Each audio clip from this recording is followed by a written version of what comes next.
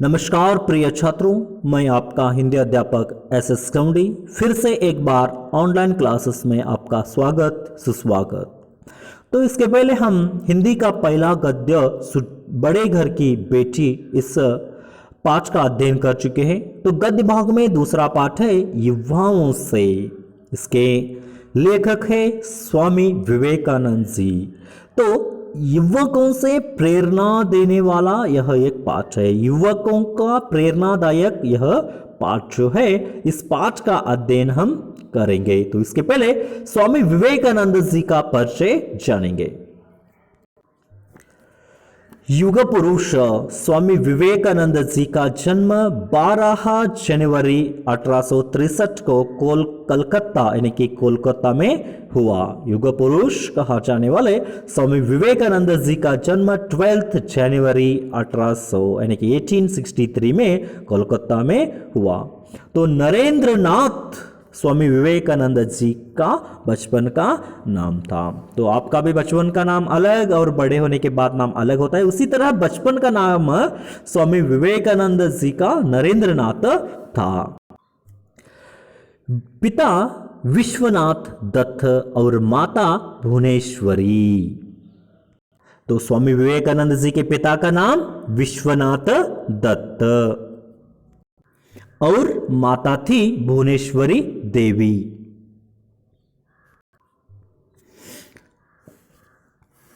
बचपन से ही आप बहुत ही प्रतिभाशाली, गरीबों के प्रति दयापूर्ण हृदय रखने वाले और भक्ति एवं वेदांत में रुचि रखने वाले थे। तो जन्म से ही, बचपन से ही स्वामी विवेकानंद क्या थे? प्रतिभाशाली। प्रतिभाशाली यानी कि बहुत ही होशियार थे, होशियार छात्र अथवा बच्चा था। तो गरीब जो लोग होते हैं उनके प्रति हमदर्दी दिखाते थे अथवा हमदर्दी दिखाने वाला हृदय उनमें था। दया दिखाने वाला हृदय, दिल स्वामी विवेकानंद जी का था। तो बचपन में वे भक्ति और वेदांत में रुचि रखने वाले थे। बचपन में भगवान में भक्ति और वेदांत, वेदांत यानी कि वेद उपनिषदों में रुचि रखने वाले यहां पर एक व्यक्ति स्वामी विवेकानंद जी थे। तो इनके गुरु रामकृष्ण परमहंस इनके गुरु थे। तो स्वामी विवेकानंद को जीवन का अच्छा मार्ग, अच्छा राह, अच्छा रास्ता इन्हीं गुरु यानी कि परमहंस जी ने, रामकृष्ण परमहंस जी ने दिखाया था। तो स्वामी विवेकानंद जी अच्छे वक्ता थे एवं सभी धर्मों के अध्येता भी थे। तो स्वामी विवेकानंद जी अच्छे वक्ता, वक्ता शब्द का अर्थ है यहां पर अच्छे भाषण देने वाले व्यक्ति थे, अच्छा भाषण देते थे वह। और एवं सभी धर्मों का अध्येय, अध्यता, अध्यता यानी कि आराध्य करने थे। एक ही धर्म नहीं, सभी धर्मों को आराध्य करते थे, सभी धर्मों का पालन वह करते थे। ऐसे स्वामी विवेकानंद एक श्रेष्ठ युग पुरुष थे। सितंबर 1893 में अमेरिका के शिकागो शहर में आयोजित सर्वधर्म सम्मेलन में हिंदू धर्म, भक्ति और वेदांत के बारे में स्वामी विवेकानंद ने जो भाषण दिया वह अद्वितीय था। यानी कि स्वामी विवेकानंद सितंबर 1893 सितंबर 1893 अमेरिका के शिकागो नामक शहर में, नगर में आयोजित यानी कि सर्वधर्म सम्मेलन जो आयोजित किया था, तो भारत की ओर से स्वामी विवेकानंद भाग ले चुके थे, हिस्सा ले चुके थे।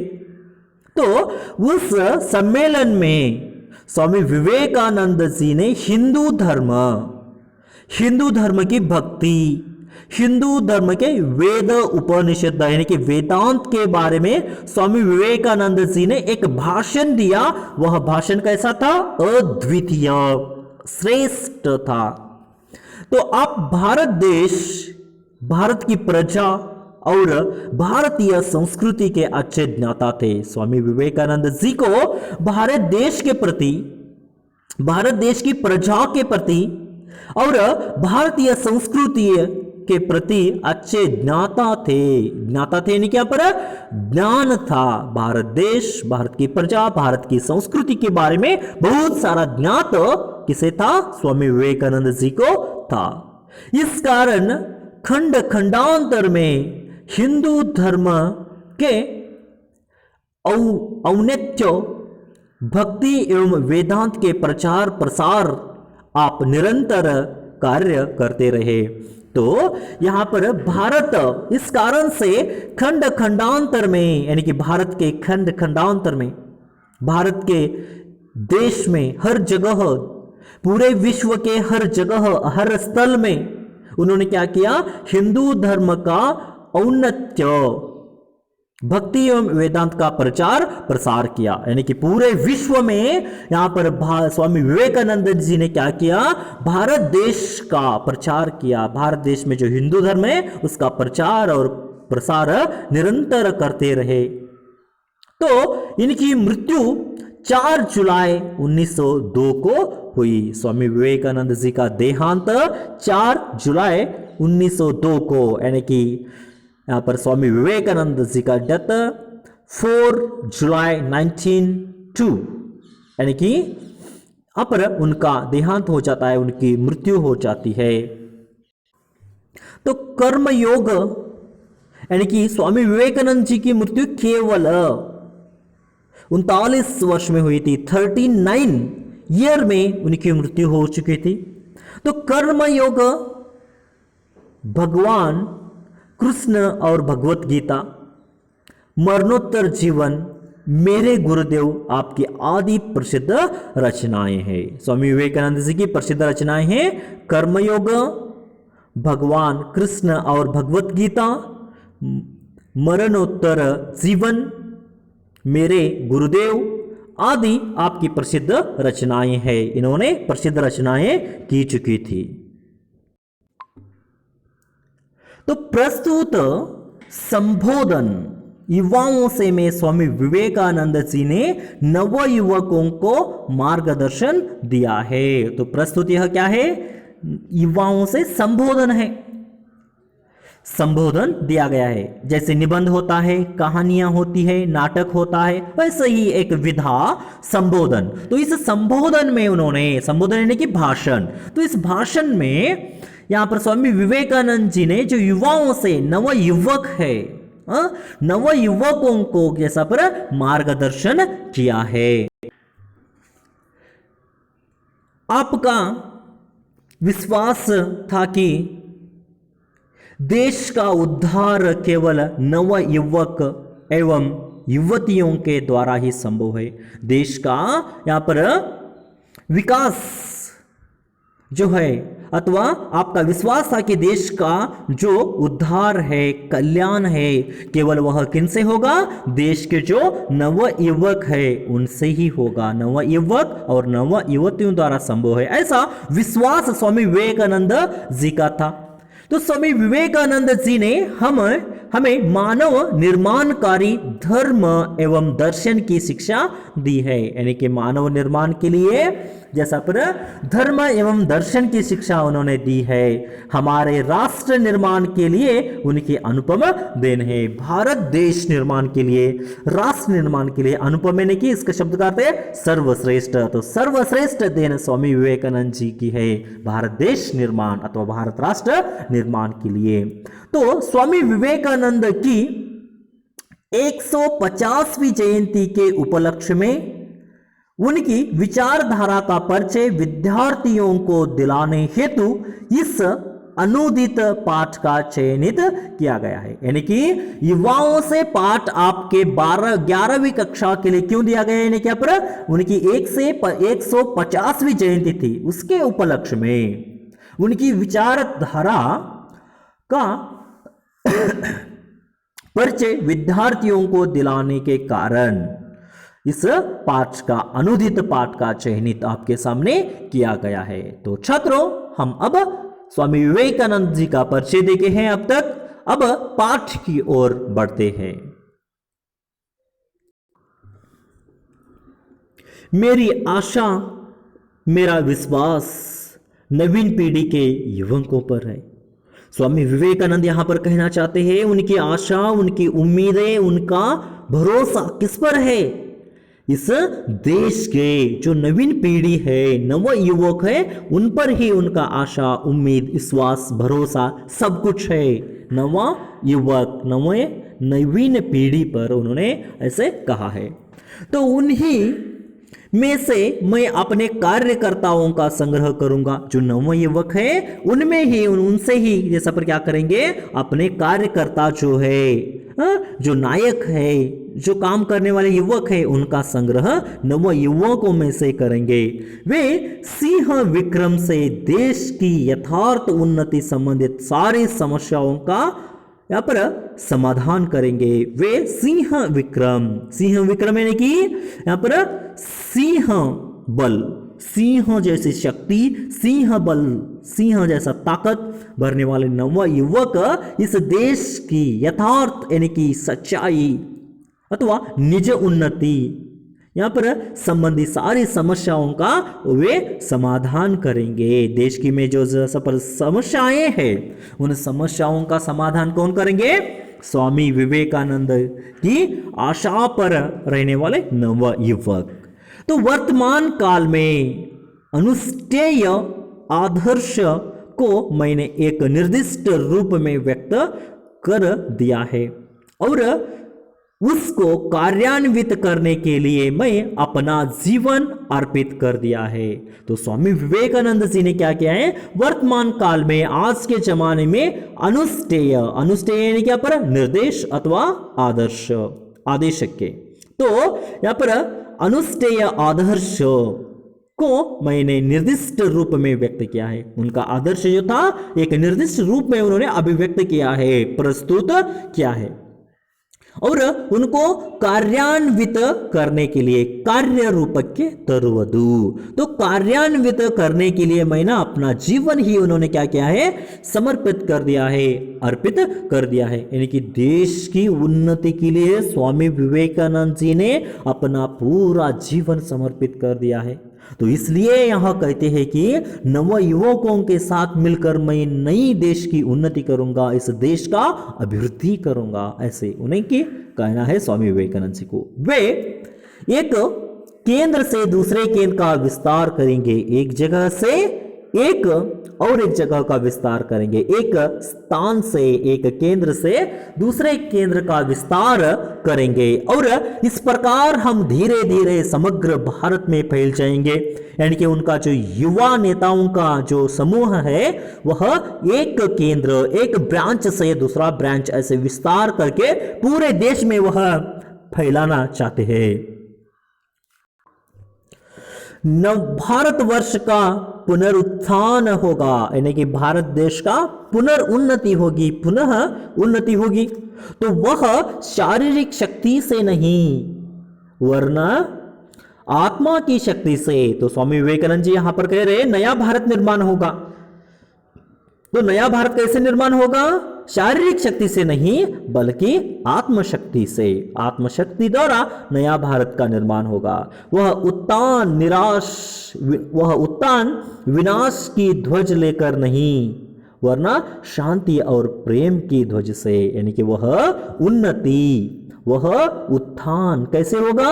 विनाश की ध्वज लेकर नहीं बल्कि यहां पर शांति और प्रेम का ध्वज लेकर भारत की अभिवृद्धि होगी। यानी कि हिंसात्मक रूप से भारत देश की वह अभिवृद्धि नहीं करना चाहते हैं, अहिंसात्मक रूप से, शांति से, प्रेम से वह भारत देश की उन्नति चाहते हैं। मैं अपने सामने यह एक सजीव दृश्य अवश्य देख रहा हूं कि हमारी यह वृद्ध माता पुनः एक बार व्याघ्रत होकर अपने सिंहासन पर नव यौवनपूर्ण और पूर्व की अपेक्षा अधिक महिमान्वित होकर विराजी है। तो स्वामी विवेकानंद एक दृश्य देख रहे हैं, सजीव चित्र देख रहे हैं, अवश्य देख रहे हैं। कैसा सजीव चित्र देख रहे हैं कि पर हमारी जो वृद्ध माताएं हैं वह पुनः एक बार जन्म ले चुकी है, पुनः एक बार जन्म लेकर अपने सिंहासन पर यहां पर नव यौवन पूर्व होकर, नव युवक होकर बैठ चुकी है और पूर्व की अपेक्षा यानी कि पहले की अपेक्षा अधिक ज्यादा यहां पर उन्होंने क्या किया है, महिमान्वित होकर विराजमान हुई है और शांति और आशीर्वाद के वचनों के साथ सारे संसार में उनके नाम की यहां पर घोषणा कर दो। यानी कि उन सभी युवा वर्ग के युवकों की शांति से और आशीर्वाद के वचनों के साथ उनको आशीर्वाद देते हुए सारे संसार में उनके नाम की घोषणा कर दो, ऐसे स्वामी विवेकानंद जी यहां पर कह रहे हैं। तो आगे स्वामी विवेकानंद देश के जागृत भावना के बारे में कहते हुए देश अब जागृत हो रहा है इसके बारे में वह कह रहे हैं। तो देखो वह निद्रित भारत अब जागने लगा है, यानी कि जागृत होने लगा है। सोया हुआ भारत अब जागने लगा है। मानो हिमालय के प्राणप्रद वायु स्पर्श से मृतक देह के शिथिल प्राय अस्थि मांस तक में प्राण संचार हो रहा है। यानी कि जो मृत शरीर है, जो मृत जैसे शरीर है, उनको हिमालय के प्राणपद वायु, हिमालय से आने वाले वायु स्पर्श होने से मृत देह में, तो शिथिलता प्राय देह में अस्थि मांस में प्राण संचार होने लगा है। हिमालय से आने वाले वायु जो मृत शरीर को स्पर्श होने से उनमें फिर से जान आने लगी है। जड़ता धीरे धीरे दूर होने रही है। यानी कि मानव में जो जड़ता है, जो हीन भावना है, जो आलस्य है, वह धीरे धीरे दूर हो रही है। और जो अंधे हैं वे ही देख नहीं सकते, और जो विकृत बुद्धि है वे ही समझ नहीं सकते कि हमारी मातृभूमि अपनी गंभीर निद्रा से अब जाग रही है। यानी कि जो मातृभूमि आज के दिनों में जाग रही है, यह कौन नहीं दे सकते? जो अंधे हैं, जो नहीं दे सकते, और जो विकृत बुद्धि वाले हैं, जो बुरे बुद्धि वाले हैं, वही इस देश की जागृति को समझ नहीं पा रहे हैं। ऐसे स्वामी विवेकानंद जी को कहना है। अब कोई उसे रोक नहीं सकता। जो देश जागृति होकर जैसा पर उन्नति पा रहा है, उसको कभी अथवा कोई भी नहीं रोक सकता। ऐसे स्वामी विवेकानंद कहते, अब यह फिर सो भी नहीं सकता। एक बार यह भारत देश जागृत हो चुका है, अब वह कभी सो नहीं सकता। ऐसे स्वामी विवेकानंद जी को कहना है। कोई बाह्य शक्ति इस समय इसे दबा नहीं सकती, क्योंकि यह असाधारण शक्ति का देश अब जाग कर खड़ा हो रहा है। यानी कि भारत देश का जो उन्नति हो रही है, अभिवृद्धि हो रही है, इसके बारे में कहते हैं कोई भी बाह्य शक्ति अथवा एक बुरी शक्ति इस समय इस देश को दबा नहीं सकती, कोई हानि नहीं पहुंचा सकती, क्योंकि असाधारण यानी कि सर्वश्रेष्ठ शक्ति का यह देश अब जाग कर खड़ा हो रहा है, वृद्धि हो रहा है, डेवलप हो रहा है। ऐसे स्वामी विवेकानंद जी को कहना है। एक नवीन भारत निकल पड़े, एक नवीन भारत निर्माण हो।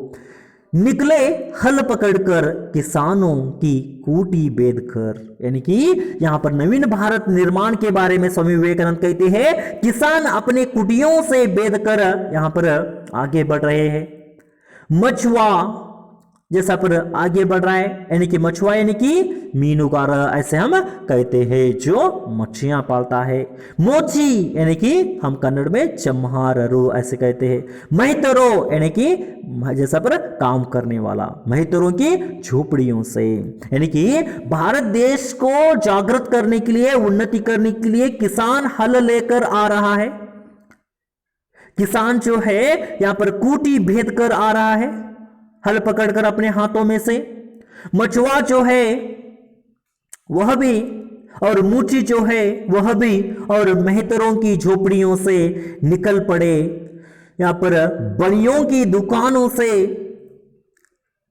बुजवा के भाड़ के पास से, कारखानों से, हॉट यानी कि हॉट से यानी कि बाजार से, मंडियों से निकले झाड़ियों से, जंगलों से, पहाड़ों से, पर्वतों से, ऐसे यहां पर सभी युवा लोग यहां पर निकल कर क्या कर रहे हैं, यानी कि यहां पर देश की उन्नति के लिए आ रहे हैं। तो स्वामी विवेकानंद जी को इस परिचय में कह रहे हैं किसान जो है हल लेकर आ रहे, मछुआ जो है वह भी, मोची यानी कि चमार वह भी, यानी कि सभी लोग मिलकर यहां पर क्या कर रहे हैं, यानी कि यहां पर नवा देश निर्माण के लिए वह आ रहे हैं, यानी कि सब लोग अपनी नवा देश निर्माण के लिए अपना योगदान दे रहे हैं। जैसे कि उदाहरण के लिए किसान हल लेकर खेत में काम कर कर यहां पर अपना ही योगदान दे रहा है, मछुआ अपना ही योगदान, चमार वह भी अपना योगदान, ऐसे जैसे पर बनिया अपने दुकानों से, जैसा पर बुर्जुआ